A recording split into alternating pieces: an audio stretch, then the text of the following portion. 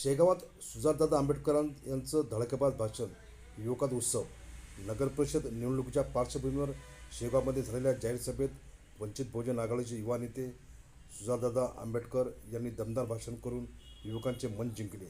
सभेला मोठ्या प्रमाणात तरुणांची उपस्थिती होती.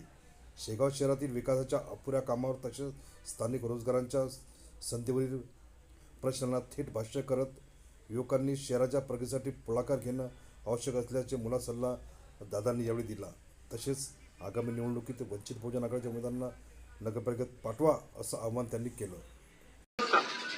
नगर परिषद के इलेक्शन में हम सभी को हमारे हक के कैंडिडेट, हमारे खुद के कैंडिडेट, हमारे मदद करने वाले, हमारे लिए खड़े रहने वाले कैंडिडेट यानी वंचित बहुजन आघाड़ी के ही कैंडिडेट हमको चुन के लाने हैं. इतना मैं आप सभी से गुजारिश करना चाहता हूं.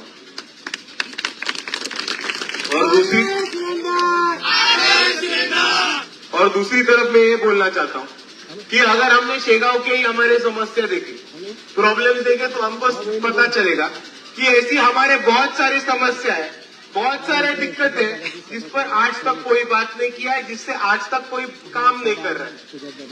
सबसे पहला उदाहरण ये कि आज भी ऐसी हालत है कि हमारे शहर में 2 दिन बाद 3 दिन बाद हमारे नल को पानी आता है और हमारे घर को पानी आता है.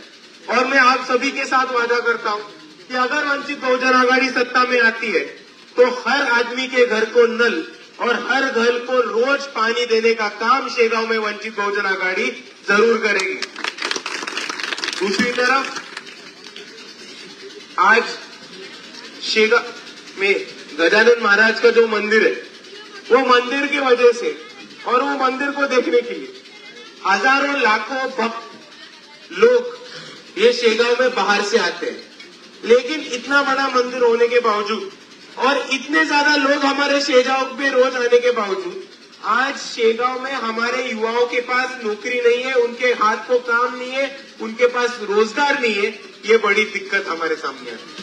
अगर कोई दिमाग लगाने वाला और अगर कोई आवाम का काम करने वाला सियासती होता तो आने वाले भक्तों के जोर से और जो गजानन महाराज के मंदिर पे लोग आते हैं उनके बदौलत ही आप सबको एक रोजगार खड़ा करके देता है. ये परिस्थिति आप सबको बहुत सिंपल मुद्दा है.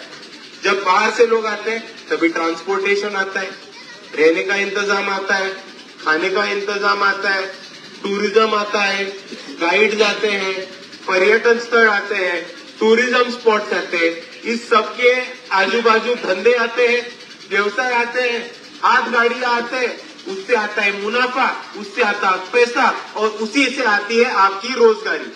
पर आज तक किसी भी सियासती को ये छोटा फॉर्मूला सूझा नहीं या उनको ये करना नहीं. इसमें मैं नहीं गिरने वाला, लेकिन मैं आप सबको बताऊंगा कि वंचित बहुजन आघाड़ी अगर सत्ता में आती है तो यहाँ के युवकों को रोजगार देने का काम वंचित बहुजन आघाड़ी जरूर करेगी.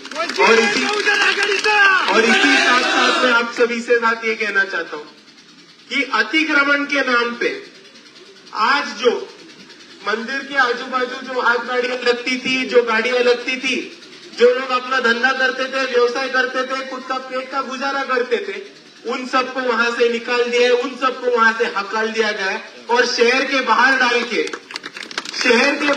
के उनको बोला है कि तुम अपना गुजारा करो. अरे भाई, लॉजिक से काम लो, दिमाग से काम लो. पर्यटक हाईवे देखने थोड़ी आते तुम्हारा, वो मंदिर देखने आते हैं. और जहां मंदिर है वहां ही तुम्हारी हाथ गाड़ियां होनी मांगती, वहीं पर तुम्हारे धंधे होने मांगते. और इसीलिए मैं आप सभी के साथ वादा करता हूं कि अगर वंचित बहुजन आघाड़ी सत्ता में आती है तो अतिक्रमण का एक गलत कायदा हटा के सभी नागरिकों को गजानन महाराज के मंदिर के आजू बाजू स्टॉल लगाने का काम वंचित बहुजन आघाड़ी जरूर करेगी. यही वादा मैं आप सभी के साथ करना चाहता हूँ. दूसरी बात आप और एक समझ लो कि आज जिस तरीके से हमारा शेगांव गजानन महाराज के लिए फेमस है, उसी तरीके से और एक चीज के लिए फेमस है. क्या है वो? कचौरी. बराबर बोले. आज अगर देखें तो कचौरी बनाने वाले बहुत हैं, कचौरी बेचने वाले भी बहुत हैं और कामगार भी उनसे ज्यादा तादाद में है जो कचौरी बनाते हैं, लेकिन आज भी उन कामगारों का कोई संगठन नहीं है। उन कामगारों का पाठ्यक्रम करने के लिए, उन कामगारों की देखभाल करने के लिए और उन कामगारों की हिफाजत और सुरक्षा करने के लिए कोई बिल या कायदा नहीं है। और मैं इसीलिए बोलना चाहता हूं आप सभी के साथ कि पश्चिम महाराष्ट्र में जो ऊसतोड़ कामगार रहते, उस ऊसतोड़ कामगार की एक संगठन रहती।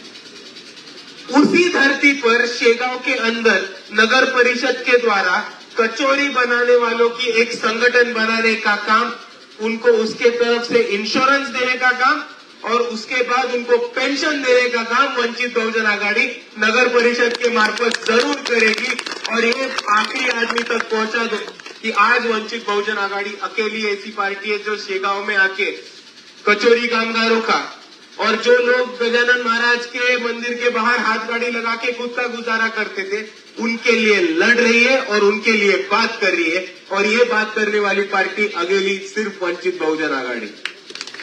और भाइयों, मैं अभी आपके सामने और एक चीज रखने चाहता हूं कि आज यहां आने के पहले मैं सुबह मलकापुर गया था प्रचार करने के लिए। उसके पहले मैं अकोला में था, बाळापुर गया, मुर्तिजापुर गया, पारसी टाकली गया।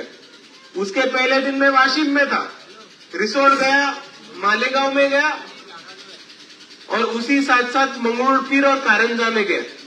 और उधर एक बात मेरे को साफ साफ समझ में आई कि अकेली वंचित बहुजन आघाड़ी ही ऐसी पार्टी है कि इन सब शहरों के नगर अध्यक्ष के कैंडिडेट ये मुसलमान समाज के हैं और इन मुसलमान भाइयों को टिकट देने का काम सिर्फ वंचित बहुजन आघाड़ी ने किया। आज तक हमने कांग्रेस को वोट दिया, आज तक हमने पंजा चलाया, लेकिन आज हमको पंजे को पूछना चाहिए कि हमने पंजा चलाया, हमने कांग्रेस को वोट दिया, लेकिन आज तक बदले में कांग्रेस ने हमको क्या दिया?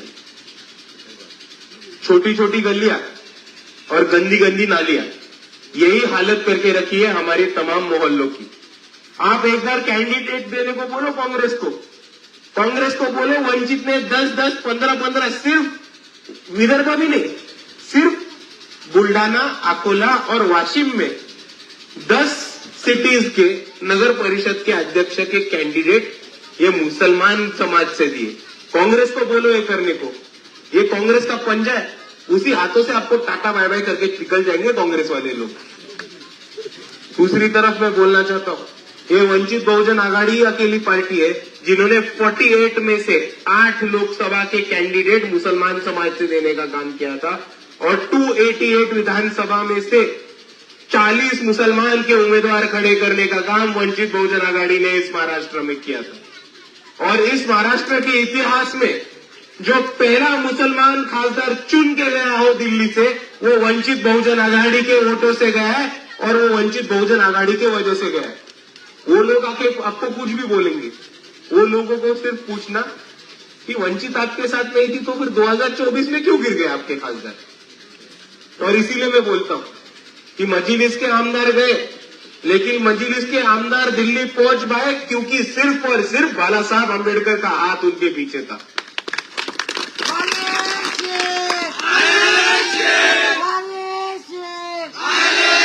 और दूसरी तरफ मैं बोलना चाहता हूं कि इस महाराष्ट्र में जब जब अन्याय अत्याचार होता है, जब जब जुल्म जाती होती है, तो एक शख्सियत, एक आवाज हमारे लिए खड़ी रहती है, वो जनाब अली प्रकाश अंबेडकर और वंचित बहुजन आघाड़ी।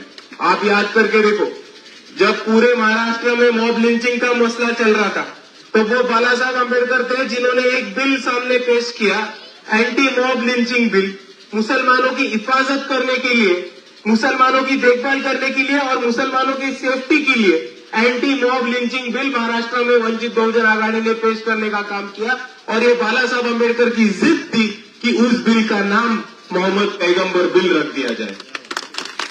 ये हमारी बदनसीबी थी, ये हमारी बदनसीबी थी कि तभी के कांग्रेस, शिवसेना और राष्ट्रवादी जो सत्ता में थी, उन्होंने हमको सपोर्ट नहीं किया। नहीं तो अगर आज वो बिल आता, अगर आज मोहम्मद पैगंबर बिल महाराष्ट्र में पास होता, तो जळगाव में, जामनेर में जिस सुलेमान शेख की मौत हुई थी, उन सुलेमान शेख के कातिलों को जेल के पीछे डालने का काम उस बेल के पीछे होता था। आज आपको पता है, गिरिराज महाराज नाम का एक व्यक्ति है, हमारे हुजूर की शान में गुस्ताखी करता है।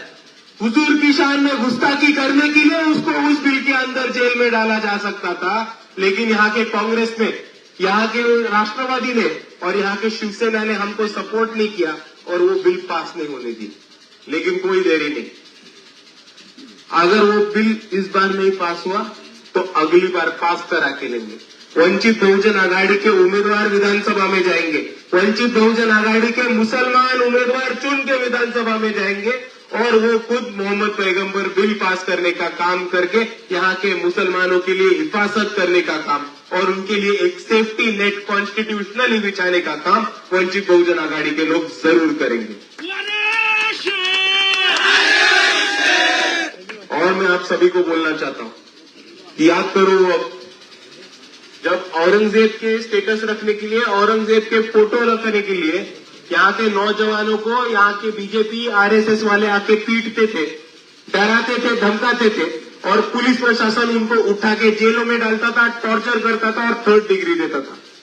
एक ऐसी शख्सियत, अकेली शख्सियत, एक अकेला हिम्मत वाला बाला साहब अम्बेडकर थे जो खड़े रहे, औरंगाबाद गए, औरंगाबाद में जाकर औरंगजेब के मजार पर गए और औरंगजेब के मजार पर फूलों की चद्दर चढ़ा के बोले कि यहाँ के बच्चे, यहाँ के नौजवान तो सिर्फ स्टेटस रख रहे, ये तो सिर्फ फेसबुक पे बात कर रहे। आज औरंगजेब के मजार पर आके हमने फूलों की चद्दर चढ़ाई। देवेंद्र फडणवीस के पास दम हो तो बाला साहब अम्बेडकर के खिलाफ एक्शन लेके दिखाए। ये ओपन चैलेंज देने वाली अकेली पार्टी है वंचित बहुजन आघाड़ी की। और दूसरी चीज मैं बोलना चाहता हूं, उसके पहले महाराष्ट्र में जब जब नौजवान टीपू सुल्तान का फोटो लेके खड़े होते थे तो यहाँ के पुलिस प्रशासन उनको गिरफ्तार करने का काम करती थी, उनको नोटिसें भेजने का काम करती थी। तब ये वंचित बहुजन आघाड़ी थी, पहली महाराष्ट्र में ऐसी पार्टी थी जिन्होंने अपने मंच पर डॉक्टर बाबा साहब अम्बेडकर, छत्रपति शिवाजी महाराज, छत्रपति शाहू महाराज, महात्मा ज्योतिबा फुले के साथ साथ हजरत टीपू सुल्तान का फोटो लगाकर वो फोटो को हार डालने का काम किया। और आज मैं यहाँ खड़े रह के बोलता हूँ, टीपू सुल्तान चौक में खड़े रह के बोलता हूँ कि हमारे स्टेजों पे टीपू सुल्तान का फोटो लगेगा। हम टीपू सुल्तान के फोटो का सत्कार करेंगे, उनको फूलों की माला चढ़ाएंगे। अगर यहाँ के पुलिस प्रशासन में दम है तो हमको हाथ लगा के दिखाओ, हमारा ओपन करेंगे। और जब रमजान के महीने में मस्जिद के भोंगों पे अजान चलती है, इसलिए वो भोंगा उतराकर वहां पे हनुमान चालीसा बजाओ, ये जब राज ठाकरे ने बयां किया था तो वो वंचित बहुजन आघाड़ी के नौजवान थे जो लाके राज ठाकरे के कार्यकर्ताओं को बोले थे, तुम अगर मस्जिद तक पहुंचे तो वंचित बहुजन आघाड़ी के कार्यकर्ता मुसलमान भाइयों के कंधे को कंधा लगा के वहां पे खड़े रहेंगे और एक भी भोंगा उतारने नहीं देंगे। और ये वही वंचित बहुजन आघाड़ी के कार्यकर्ता थे जिन्होंने राज ठाकरे के भोंगे की हवा निकालने का काम किया था और मुसलमानों के हिफाजत के लिए खड़े रहे थे। और इसीलिए इतना ही बोलना चाहता हूं कि आज ऐसी अकेली पार्टी है महाराष्ट्र में जो दलित हो, मुसलमान हो, आदिवासी हो, बहुजन हो, उन सब की हिफाजत के लिए खड़ी रहती है। किसी पे भी अगर जुल्म जाती होती है, किसी पे भी अन्याय अत्याचार होता है, हर मजलूमों की, वंचितों की हक की आवाज जनाब अली प्रकाश अम्बेडकर हर वक्त हमारे लिए खड़े रहते हैं, हर मौके पर हमारे लिए खड़े रहते हैं। और आज मैं शेगांव के लोगों के साथ बात करना चाहता हूं कि आज शेगांव में यहाँ के भाजपा ने बाबा साहब अम्बेडकर का पुतला मंदिर के परिसर से निकालने की कोशिश की। और मैं आप सभी को इतना ही कहना चाहता हूं कि आज शेगांव में अगर यहाँ के मुसलमान भाइयों ने तय किया कि वो यहाँ के वंचितों के साथ, बहुजनों के साथ, दलितों के साथ और बोटों के साथ खड़े रहेंगे और वंचित बहुजन आघाड़ी के पीछे खड़े रहेंगे, तो मैं आप सभी को वादा करता हूं कि ये बीजेपी का एक आदमी नहीं है जो शेगांव में आके तुम में से किसी का बाल वाकड़ा कर सके। ये आप बात समझ लेना। क्योंकि आप एक चीज समझ लो, आप एक चीज समझ लो, आज सिर्फ बौद्धों का वोटिंग देखा है हमने शेगांव में, तो वो 10,000 के करीबन है, और 11,000 पे 11,000 पे प्रीतिताई वैसे भी नगर अध्यक्ष बन जा रही।